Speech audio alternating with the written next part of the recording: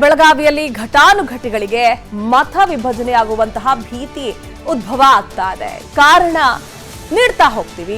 ಬೆಳಗಾವಿಯಲ್ಲಿ ಒಂದ್ ಕಡೆ ಜಗದೀಶ್ ಶೆಟ್ಟರ್, ಮತ್ತೊಂದ್ ಕಡೆ ಹೆಬ್ಬಾಳ್ಕರ್ ಪುತ್ರ ಮೃಣಾಲ್ ಹೆಬ್ಬಾಳ್ಕರ್ ಕಣದಲ್ಲಿದ್ದಾರೆ. ಸೊ ಇಲ್ಲಿ ಘಟಾನುಘಟಿಗಳಿಗೆ ಮತ ವಿಭಜನೆಯ ಭೀತಿ ಉಂಟಾಗ್ತಾ ಇದೆ.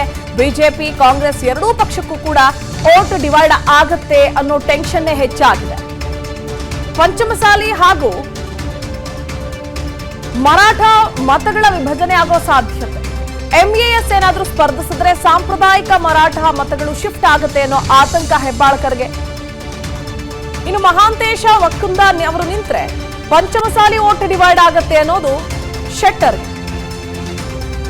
ಸೊ ಇಲ್ಲಿ ಬಿಜೆಪಿ ಕಾಂಗ್ರೆಸ್ ಎರಡೂ ಪಕ್ಷಕ್ಕೂ ಕೂಡ ವೋಟ್ ಡಿವೈಡ್ ಆಗುವಂತಹದ್ದೇ ಟೆನ್ಷನ್ ಆಗಿ ಪರಿಣಮಿಸ್ತಾ ಇದೆ. ಒಂದ್ ಕಡೆ ಮರಾಠ ಮತಗಳು ಡಿವೈಡ್ ಆಗುತ್ತೆ ಅನ್ನೋದು ಹೆಬ್ಬಾಳ್ಕರ್ ಕುಟುಂಬಕ್ಕೆ ಕಾರಣ. ಎಂಇಎಸ್ ಏನಾದ್ರೂ ಅಲ್ಲಿ ಸ್ಪರ್ಧೆ ಮಾಡಿದ್ರೆ ಅನ್ನುವಂತಹದ್ದು. ಇಲ್ಲಿ ಜಗದೀಶ್ ಶೆಟ್ಟರ್ ಹಾಗೂ ಹೆಬ್ಬಾಳ್ಕರ್ಗೆ ಮತ ವಿಭಜನೆಯ ಭೀತಿ ಸೃಷ್ಟಿಯಾಗ್ತಾ ಇದೆ.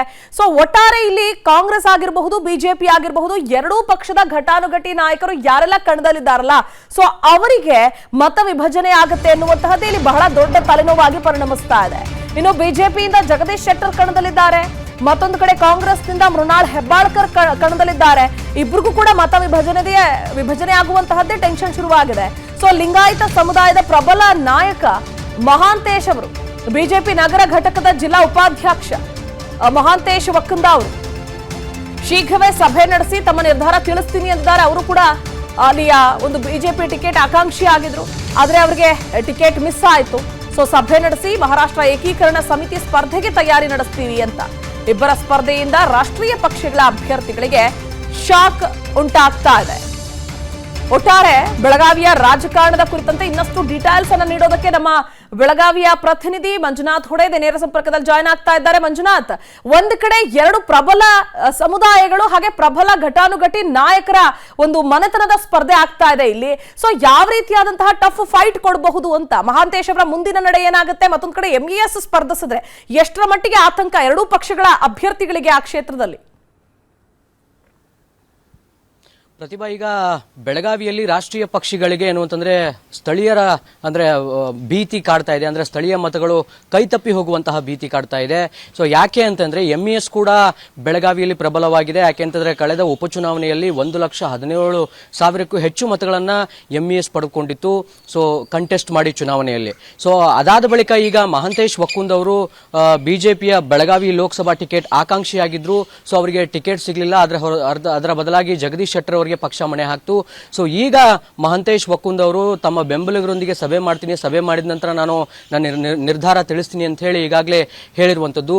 ಸೊ ಇಲ್ಲಿ ಯಾಕೆ ಮಹಾಂತೇಶ್ ವಕ್ಕುಂದ್ ಅವರು ಪ್ರಾಮುಖ್ಯತೆಯನ್ನು ವಹಿಸ್ಕೊಳ್ತಾರೆ ಅಂತಂದ್ರೆ ಅವರು ಪ್ರಬಲ ಪಂಚಮಸಾಲಿ ಸಮುದಾಯಕ್ಕೆ ಸೇರಿದವರು. ಅದೇ ಪ್ರಬಲ ಪಂಚಮಸಾಲಿ ಸಮುದಾಯಕ್ಕೆ ಲಕ್ಷ್ಮೀ ಹೆಬ್ಬಾಳ್ಕರ್ ಸಹ ಸೇರ್ತಾರೆ. ಅವರ ಮಗ ಮೃಣಾಲ್ ಹೆಬ್ಬಾಳ್ಕರ್ ಕೂಡ ಅದನ್ನೇ ಅಸ್ತ್ರವಾಗಿಟ್ಕೊಂಡು ಈಗ ಚುನಾವಣೆಗೆ ಬರ್ತಾ ಇರುವಂತದ್ದು. ಸೊ ಇದು ಮಹಾಂತೇಶ್ ವಕ್ಕುಂದ್ ಅವರ ಸ್ಪರ್ಧೆ ಇಲ್ಲಿ ಮೃಣಾಲ್ ಹೆಬ್ಬಾಳ್ಕರ್ ಅವರಿಗೆ ಭೀತಿಯನ್ನ ತರ್ತಾ ಇದೆ. ಯಾಕೆ ಅಂತಂದ್ರೆ ಪಂಚಮಸಾಲಿ ಮತಗಳು ಡಿವೈಡ್ ಆಗ್ತವೆ. ಬೆಳಗಾವಿ ಲೋಕಸಭಾ ಕ್ಷೇತ್ರದಲ್ಲಿ ಕಣದಲ್ಲಿ ಒಂದು ಲಿಂಗಾಯತ ಮತಗಳು ನಿರ್ಣಾಯಕ ಮತ್ತು ಮರಾಠ ಮತಗಳು ನಿರ್ಣಾಯಕ. ಸೊ ಹೀಗಾಗಿ ಇಲ್ಲಿ ಲಕ್ಷ್ಮೀ ಹೆಬ್ಬಾಳ್ಕರ್ ಹಾಗೂ ಮೃಣಾಲ್ ಹೆಬ್ಬಾಳ್ಕರ್ ಅವರಿಗೆ ಈ ಭೀತಿ ಕಾಡ್ತಾ ಇದ್ರೆ, ಇನ್ನು ಜಗದೀಶ್ ಶೆಟ್ಟರ್ ಅವರಿಗೆ ಬಿಜೆಪಿಗೆ ಕಾಡ್ತಾ ಇರುವಂತಹ ಭೀತಿ ಎಂಇಎಸ್. ಯಾಕೆಂದ್ರೆ ನಾನು ಆಗ್ಲೇ ಹೇಳಿದೆ, ಕಳೆದ ಚುನಾವಣೆ 1,00,000ಕ್ಕೂ ಅಧಿಕ ಮತಗಳನ್ನ ಎಂಇಎಸ್ ಪಡ್ಕೊಂಡಿತ್ತು. ಬೆಳಗಾವಿ ಸಿಟಿಯಲ್ಲಿ ಹೇಳೋದಾದ್ರೆ ಬೆಳಗಾವಿ ಉತ್ತರ, ದಕ್ಷಿಣ ಹಾಗೂ ಗ್ರಾಮೀಣ ಭಾಗದಲ್ಲಿ ಬಹಳಷ್ಟು ಪವರ್ಫುಲ್ ಆಗಿರುವಂಥದ್ದು ಎಂಇಎಸ್. ಸೊ ಹೀಗಾಗಿ ಇದು ಅಂದ್ರೆ ಒಂದ್ ವೇಳೆ ಎಂಇಎಸ್ ಸ್ಪರ್ಧೆಯನ್ನ ಮಾಡಿದ್ರೆ ಅಲ್ಲಿ ಜಗದೀಶ್ ಶೆಟ್ಟರ್ ಅವರಿಗೆ ಹಿನ್ನಡೆ ಆಗುತ್ತೆ, ಮತ ವಿಭಜನೆ ಆಗುತ್ತೆ ಅನ್ನೋ ಮಾತುಗಳು ಕೇಳಿ ಬರ್ತಾ ಇವೆ. ಸೊ ಇದನ್ನ ಸರಿದೂಗಿಸ್ ಅಂದ್ರೆ ಎಂಇಎಸ್ ಬಿಜೆಪಿ ಕೈಯಲ್ಲಂತೂ ಇಲ್ಲ, ಅಥವಾ ಬಿಜೆಪಿ ಅವರು ಏನು ಹೇಳ್ತಾರೆ ಅನ್ನೋ ಕಾರಣಕ್ಕೆ ಹಿಂದೆ ಅಂತೂ ಸರಿಯಲ್ಲ. ಸೊ ಒಂದು ಸಾಧ್ಯತೆ ಇದೆ ಪ್ರತಿಭಾ, ಇಲ್ಲಿ ಕೆಲವೊಂದಿಷ್ಟು ಸ್ವಾಮೀಜಿಗಳನ್ನ ಹಿಡ್ಕೊಂಡು ಅಥವಾ ಕೆಲವೊಂದಿಷ್ಟು ತಂತ್ರಗಾರಿಕೆಯನ್ನ ಮಾಡುವಲ್ಲಿ ಲಕ್ಷ್ಮೀ ಹೆಬ್ಬಾಳ್ಕರ್ ಸಫಲರಾಗ್ತಾರಾ, ಅಥವಾ ಮಹಾಂತೇಶ್ ವಕ್ಕುಂದ್ ಅವರನ್ನ ಅಂದ್ರೆ ಚುನಾವಣಾ ರಣಕಣದಿಂದ ಹಿಂದೆ ಸರಿಸುವಲ್ಲಿ ಯಶಸ್ವಿ ಆಗ್ತಾರಾ? ಒಂದ್ ವೇಳೆ ಯಶಸ್ವಿ ಆದ್ರೆ ಅದು ಲಕ್ಷ್ಮೀ ಹೆಬ್ಬಾಳ್ಕರ್ ಹಾಗೂ ಮೃಣಾಲ್ ಹೆಬ್ಬಾಳ್ಕರ್ಗೆ ಪ್ಲಸ್ ಆಗುತ್ತೆ. ಮುಂದಿನ ರಣಕಣ ಏನ್ ಅಂದ್ರೆ ಮುಂದಿನ ಲೆಕ್ಕಾಚಾರಗಳು ಇಲ್ಲಿವರೆಗೂ ಅಂತ ಸ್ಪಷ್ಟವಾಗಿಲ್ಲ. ಮಹಾಂತೇಶ್ ವಕ್ಕುಂದ್ ಅವರು ಹೇಳಿದ್ದಾರೆ ಸಭೆ ಮಾಡ್ತೀವಿ ಅಂತ ಹೇಳಿ. ಸಭೆ ಮಾಡಿ ಅವರು ನಿರ್ಧಾರವನ್ನ ತೆಗೆದುಕೊಳ್ಳೋದ್ರ ಮೇಲೆ ಈ ರಾಷ್ಟ್ರೀಯ ಪಕ್ಷಗಳ ಭವಿಷ್ಯ ನಿರ್ಧಾರ ಆಗುತ್ತೆ ಅನ್ನೋದು ವಿಚಾರ. ಅನುಕ್ಷಣದ ಸುದ್ದಿಗಳಿಗಾಗಿ ವಿಸ್ತಾರ ನ್ಯೂಸ್ ಯೂಟ್ಯೂಬ್ ಚಾನೆಲ್ ಸಬ್ಸ್ಕ್ರೈಬ್ ಮಾಡಿ. ಹೊಸ ಸುದ್ದಿಗಳ ನೋಟಿಫಿಕೇಶನ್ಗಾಗಿ ಬೆಲ್ ಐಕಾನ್ ಕ್ಲಿಕ್ ಮಾಡಿ. ಲೇಟೆಸ್ಟ್ ಅಪ್ಡೇಟ್ಸ್ಗಾಗಿ www.vistaranews.com ವೆಬ್ಸೈಟ್ಗೆ ವಿಸಿಟ್ ಮಾಡಿ. ಅಂಗೈಯಲ್ಲೇ ಜಗತ್ತಿನ ಸುದ್ದಿ ತಿಳಿಯಲು ವಿಸ್ತಾರ ನ್ಯೂಸ್ ಕನ್ನಡ ಆಪ್ ಡೌನ್ಲೋಡ್ ಮಾಡಿ.